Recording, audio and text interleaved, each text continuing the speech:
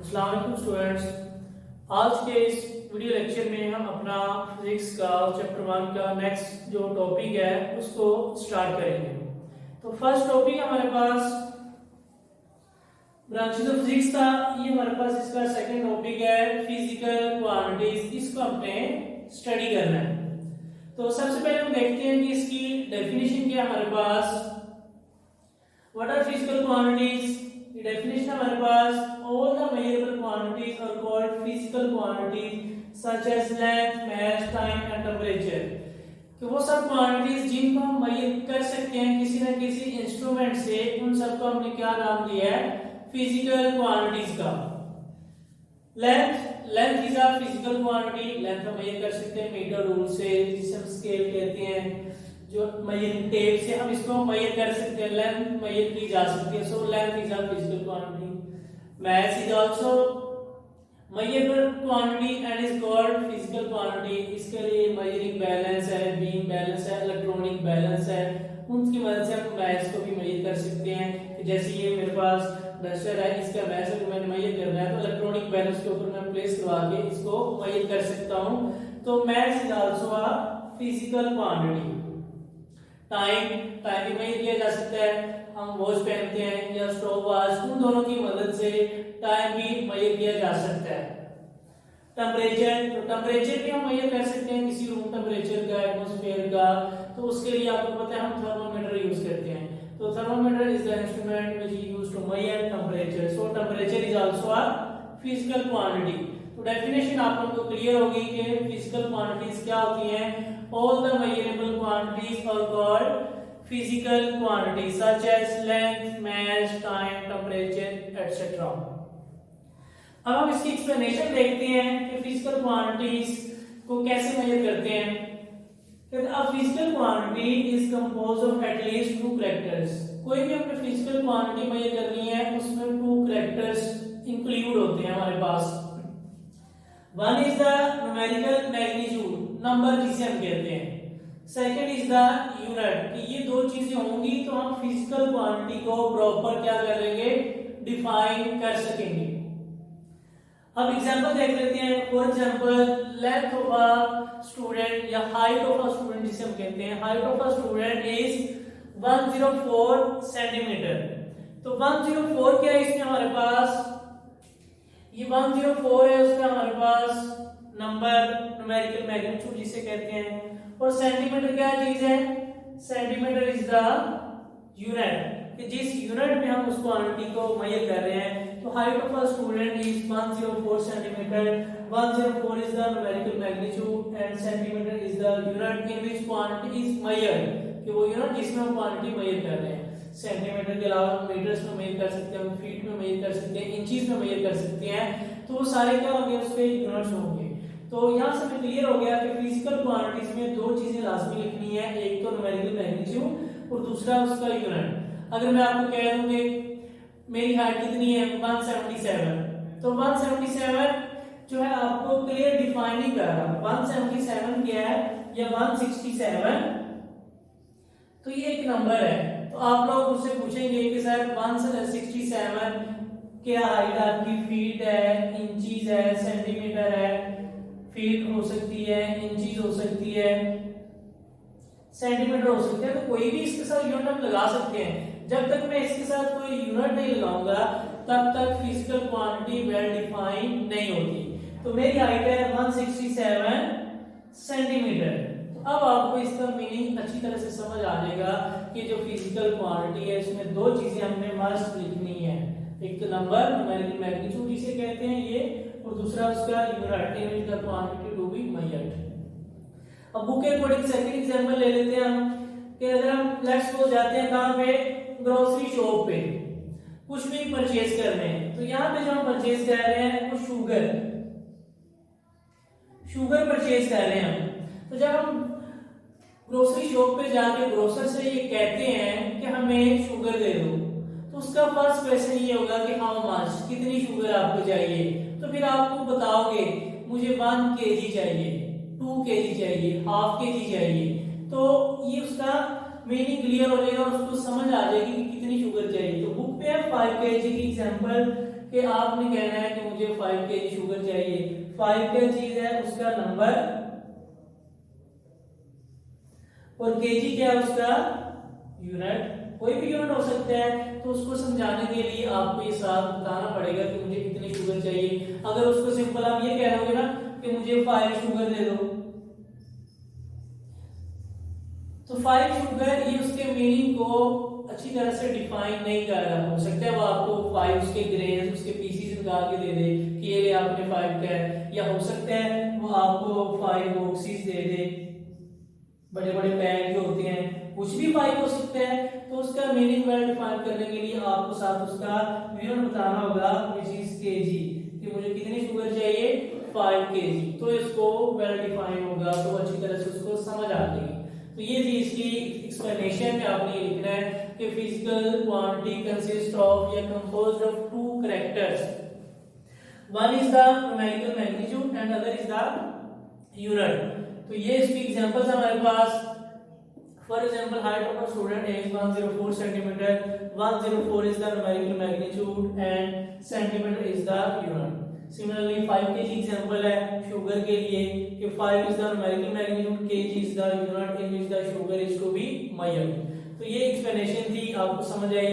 अब उसके बाद हम इसकी कैटेगरीज देख लेते हैं कि फिजिकल क्वांटिटीज को कैटेगरीज या टाइप्स में जिसमें हमने डिवाइड किया है। Types of physical quantities, there are 2 types of physical quantities. Basically कितनी टाइप्स है फिजिकल क्वांटिटीज की, 2 types. One is the base quantities and second one derived quantities. एक को हम कहते हैं बेस क्वांटिटीज और दूसरी को कहते हैं डिराइव्ड क्वांटिटीज। तो इसको हम सबसे पहले आप देख लेते हैं अपना कि बेस क्वांटिटीज क्या होती है हमारे पास। तो इसकी डेफिनेशन लिखी है आप लोगों के सामने। There are 7 physical quantities which provide the foundation for other physical quantities or called base quantities। कि ऐसी क्वांटिटीज जो कि दूसरी क्वांटिटीज को बनने के लिए बेस प्रोवाइड करती हैं, वो कितनी है आपके पास, these are only 7, only 7। 7 से कम भी नहीं कहना, 7 से ज्यादा भी नहीं कहना। जब आपके पास बेस क्वांटिटीज का कांसेप्ट आए तो वो कितनी आपको होनी चाहिए, या 7, इससे कम भी नहीं होती, इससे ज्यादा भी नहीं होती। There are only 7 physical quantities which provide the foundation for other physical quantities।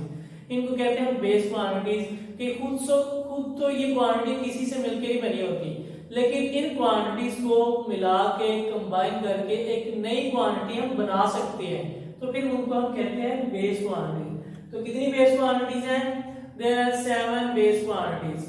Table बना हुआ है बुक के ऊपर, उन्होंने लिखी हुई है सारी डिटेल से। लेंथ है हमारे पास एक base quantity,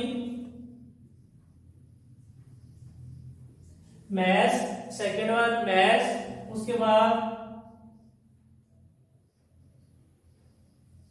time, number 4 electric current,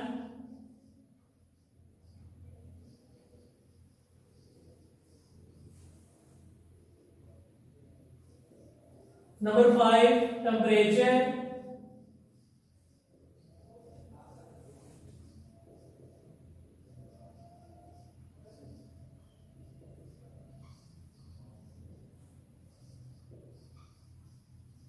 number 6 intensity of light, and number 7 amount of a substance।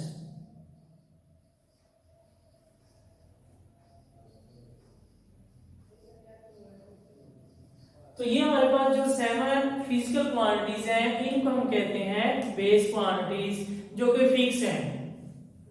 Length, mass, time, electric current, temperature, intensity of light, amount of a substance, ये हमारे पास थी base quantities.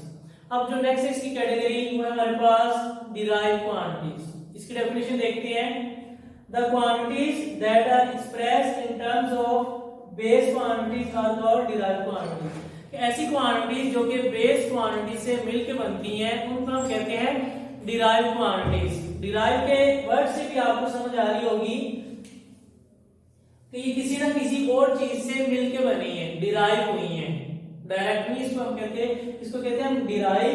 तो किसी और quantity से मिलके ये quantities बनी हुई है, इनको कहते हैं डिराइव क्वांटिटीज। तो इसकी समझ आ गई, ऐसी क्वांटिटीज जो किसी दूसरी क्वांटिटी से, दो या उससे ज्यादा क्वांटिटी से मिलके बने, उनको कहते हैं डिराइव क्वांटिटीज। इनकी एग्जांपल देख लेते हैं हम, सच एज एरिया। एरिया की हमारे पास एक डिराइव क्वांटिटी है। एरिया क्या है? Derive quantity. इसका फॉर्मूला आपने पढ़ा होगा, जिसको कहते हैं लेंथ इनटू ब्रेड्थ। क्या कहते हैं इसको? Length into breadth. अब जो ब्रेड्थ होती है वो भी क्या चीज होती है? वो भी तो लेंथ ही होती है। वो भी क्या होती है? लेंथ। तो एरिया टू क्वांटिटी से मिलकर बनता है लेंथ इनटू ब्रेड्थ। अब ब्रेड लेंथ तो लेंथ है, ब्रेड्थ भी हमारे पास क्या होती है? उसकी अदर साइड की लेंथ होती है। तो इसका मतलब एरिया देखो किस क्वांटिटी से मिलकर बना है? बेस क्वांटिटीज, जिसको हमने कहा हुआ है लेंथ। तो एरिया उनसे बेस क्वांटिटी से मिलकर बना हुआ है, तो इसलिए इसको डिराइव क्वांटिटीज कह रहे हैं, जिसमें दो क्वांटिटीज यूज हो रही हैं, लेंथ एंड लेंथ। तो ये एरिया का हमारे पास फॉर्मूला होता है। Area is a derive quantity. इसके साथ अगर मैं आप लोगों को एग्जांपल दे दूं वॉल्यूम की,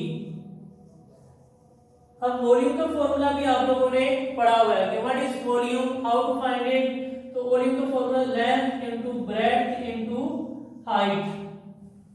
ये होता है हमारे पास वॉल्यूम के लिए फॉर्मूला।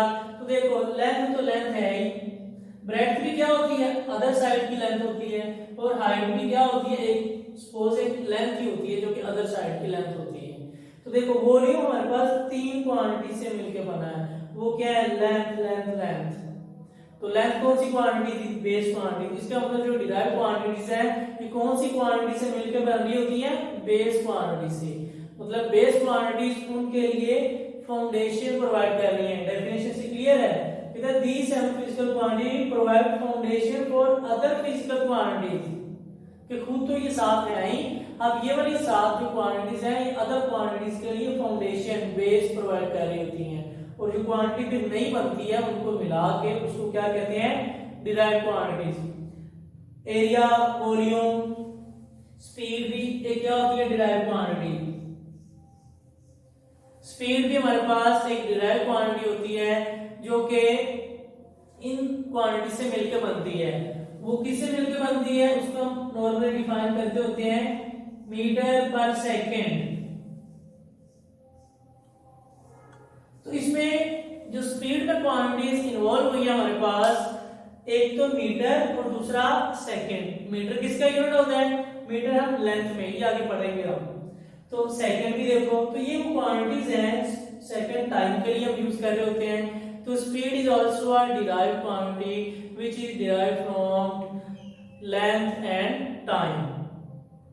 तो ये था स्टूडेंट्स आज का हमारा topic physical quantities and the types of physical quantities. उम्मीद है आप लोगों को अच्छी तरह से समझ आया होगा। तो नेक्स्ट लेक्चर के लिए, तब तक के लिए अल्लाह हाफिज।